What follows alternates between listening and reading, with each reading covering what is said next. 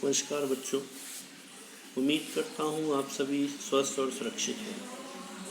आज हम अपनी पाठ्य पुस्तक आरोह पर चर्चा करेंगे, लेकिन इससे पहले मैं आपको बताना चाहता हूँ कि हमारी जो ये पुस्तक है वो दो भागों में विभाजित है, एक गद्य भाग और दूसरा पद्य भाग। लेकिन हमारे लिए सबसे महत्वपूर्ण चीज़ ये है कि गद्य भाग क्या होता है और पद्य भाग क्या होता है।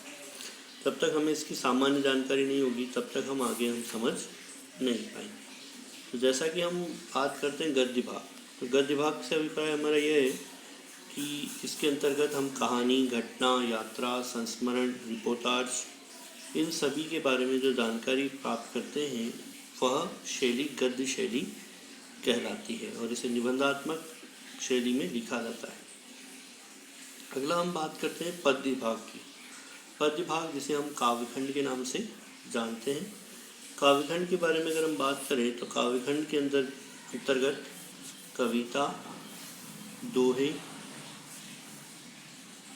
पद आदि का प्रयोग किया जाता है और पद्य भाग के अंतर्गत अनेक रचनाओं को लिखा जाता है जो कि अनेक कवियों के द्वारा लिखी जाती है।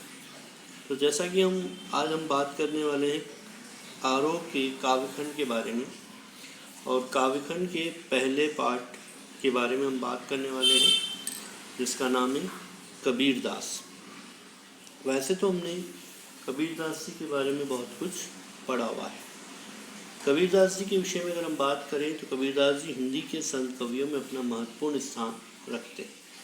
उनके जन्म के विषय में अगर हम बात करें तो 1399 ईस्वी में वाराणसी में तथा निधन उनका 1495 ईस्वी में मगहर में हुआ था। जनश्रुति है कि उनका जन्म होने पर उनकी मां ने उन्हें काशी के लहर तारा नामक तालाब के तट पर फेंक दिया था। वहां से गुजरते हुए नीरू और नीमा नामक जुलाहा दंपति ने उस बालक को उठा लिया और उसका पालन पोषण किया। आगे चलकर यही बालक कबीर के नाम से जाने जाने लगे और कबीर के गुरु का नाम रामानंद था। उन्होंने स्वयं भी स्वीकार किया, काशी में हम प्रकट भये रामानंद चेताए। कबीर जी ने अनेक स्थानों पर अपने आप को जुलाहा कहा है। उनकी रचनाओं में इस व्यवसाय के अनेक शब्द से स्पष्ट होता है, जैसे ताना बाना, चरखा, पूनी आदि का प्रयोग किया गया है। इनकी रचनाओं के बारे में अगर हम बात करें तो इनकी सबसे प्रमुख रचना बीजक, जिसमें साखी, सबद एवं रमेनी संकलित है। मृत्यु की बात करें हम तो 1518 ईस्वी में बस्ती के निकट मगहर में हुई। कबीर भक्ति काल की निर्गुण धारा जो कि ज्ञानाश्रय के प्रतिनिधि कवि हैं, वे अपनी बात को साफ एवं दो टूक शब्दों में प्रभावी ढंग से कह सकते हैं। बन पड़े तो सीधे सीधे, नहीं तो दरेरा देकर। इसलिए कबीर को हजारी प्रसाद द्विवेदी ने वाणी का डिटेक्टर कहा था। अब कबीरदास जी को वाणी का डिटेक्टर क्यों कहा गया? क्योंकि ऐसा कहा जाता है कि यह जो व्यक्ति थे ये स्पष्ट शब्दों में कहते थे और किसी भी बात को बढ़ा चढ़ाकर नहीं कहते थे और इनका भाषा पर एकाधिकार था। इनकी अगर हम भाषाओं के बारे में चर्चा करें तो यह एक ऐसे व्यक्ति हैं जो 5 भाषाओं के बारे में जानकारी रखते हैं और इसीलिए इनकी भाषा को पचमेल खिचड़ी भी कहा जाता है। कबीर के जीवन के बारे में अनेक किंवदंतियाँ हैं। किंवदंतियों का अर्थ होता है कहावतें। उन्होंने अपनी विभिन्न कविताओं में खुद को काशी का जुलाहा कहा है। कबीर के विधिवत साक्षर होने का कोई प्रमाण नहीं मिलता। मसी कागज छुयो नहीं, कलम गही नहीं हाथ, जैसे कबीर की पंक्तियों में भी इसका प्रमाण देती है। उन्होंने देशाटन और सत्संग से ज्ञान प्राप्त किया। किताबी ज्ञान के स्थान पर आंखों देखे सत्य और अनुभव को प्रमुखता दी। कहने का अर्थ यह है कि इन्होंने किसी गुरु के यहाँ पर रहकर शिक्षा प्राप्त नहीं की। जगह जगह घूम कर, कहीं पर सत्संग, कहीं पर प्रवचन हो रहे हैं, किसी व्यक्ति के द्वारा अच्छी बातें कही जा रही है, कहीं पर सभा हो रही है, कहीं पर 4 लोग खड़े हैं, किसी विषय पर चर्चा कर रहे हैं, उन सबको सुना समझा और अपने जीवन में उसका प्रयोग किया। किताबी ज्ञान के स्थान पर आंखों देखे सत्य और अनुभव को प्रमुखता दी। उनकी रचनाओं में नाथों, सिद्धों और सूफी संतों की बातों का प्रभाव भी देखा जाता है। वे कर्मकांड और वेद विचार के विरोधी थे, यानी वे धार्मिक कर्मकांड जितने भी होते हैं जैसे पूजा पाठ, इन सबके विरोधी थे तथा जाति भेद, वर्ण भेद, संप्रदाय भेद के स्थान पर प्रेम, सद्भाव, समानता का समर्थन करते थे। यानी वो किसी भी प्रकार की जाति पाति, रंग रूप के आधार पर कोई महत्व नहीं देते थे। वो उनका मानना था कि सभी समान हैं और सभी को समानता की दृष्टि से देखा जाना चाहिए। तो हम आगे चर्चा करते हैं। हम जो कबीरदास जी का ये पाठ पढ़ेंगे, इसमें 2 पद दिए हुए हैं। तो हम पहले पद पर चर्चा करने से पहले हम उसकी साधारण सी जानकारी के बारे में बात करते हैं। तो प्रस्तुत पहले पद में कबीर ने परमात्मा को सृष्टि के कण कण में देखा है। अर्थात कबीरदास जी का मानना है कि ईश्वर जो है वो कण कण में उपस्थित है, ज्योति रूप में स्वीकारा है। उन्होंने कहा कि ये ज्योति के समान है तथा उसकी व्याप्ति चराचर संसार में दिखाई देती है, चारों तरफ इसका प्रकाश दिखाई देता है। इसी व्याप्ति को अद्वैत सत्ता के रूप में देखते हुए विभिन्न उदाहरणों के द्वारा रचनात्मक अभिव्यक्ति भी दी है। तो जैसा कि हम समझ पाएँ कि इन दोनों पदों के बारे में हम जब बात करें तो निर्गुण ज्ञानाश्रय शाखा के संत कबीरदास जी जो हैं, पहले पद के अंतर्गत कबीरदास जी ने एक ज्योति स्वरूप ईश्वर को स्वीकार किया। उनका मानना है कि ईश्वर जो है वो एक ज्योति के समान है। उनका मानना है कि सृष्टि के प्रत्येक कण में ईश्वर का वास है। प्रत्येक प्राणी के भीतर वही स्वरूप धारण किए हुए हैं।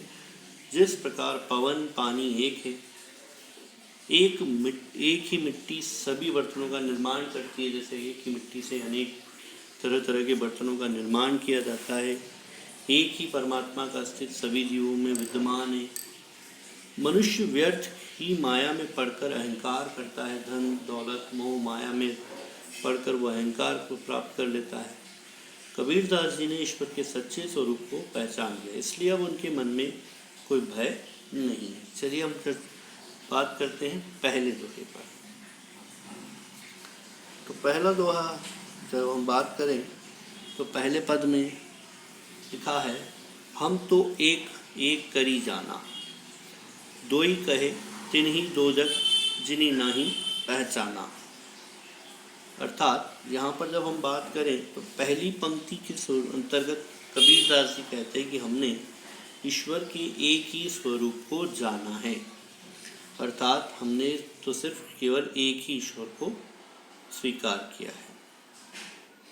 ईश्वर की केवल एक ही सत्ता है, अर्थात पूरे संसार में केवल एक ही ईश्वर है।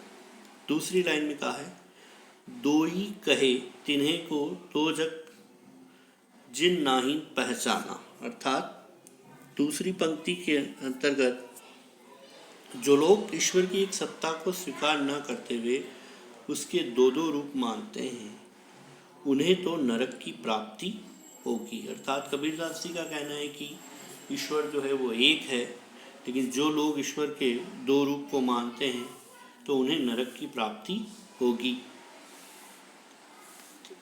अगली पंक्ति में, एक के पवन एक ही पानी एक ही ज्योति समाना।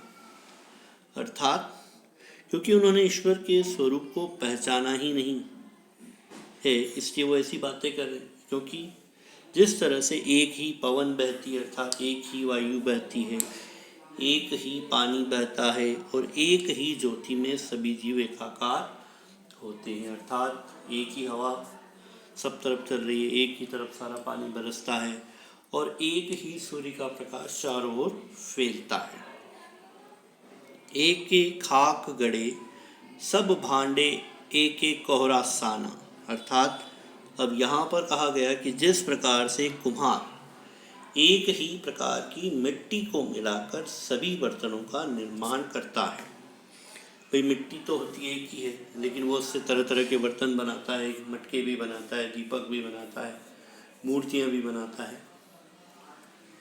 तो कहने का अर्थ ये है कि जिस तरह से कुम्हार एक ही मिट्टी से अलग अलग बर्तनों का निर्माण करता है, इसी प्रकार ईश्वर रूपी कुम्हार ने भी सभी जीव रूपी बर्तनों को पंच तत्व रूपी मिट्टी से गढ़ा है। अर्थात हम सभी का जो शरीर है वो पंच तत्वों से मिलकर बना है और ये मिट्टी का बना हुआ है और मिट्टी में ही मिल जाता है। जैसे बाड़ी काष्ठ ही काटे, अगिनी ना काटे कोई। अब अगली पंक्ति में कबीरदास जी कहना चाहते हैं कि जिस प्रकार बढ़ई, यानी जिस तरह से जो लकड़ी का कार्य करता है, जिस प्रकार से बढ़ई लकड़ी को तो काट सकता है परंतु अग्नि को नहीं काट सकता, ठीक इसी प्रकार प्रत्येक कण के भीतर उसी ईश्वर का स्वरूप विद्यमान है। सब घटी अंतरी ढूंढी व्यापक धरे स्वरूप सोई। कहने का अर्थ कि वही अपने स्वरूप धारण करता है, अर्थात माया को देखकर संसार लालच में पड़ जाता है।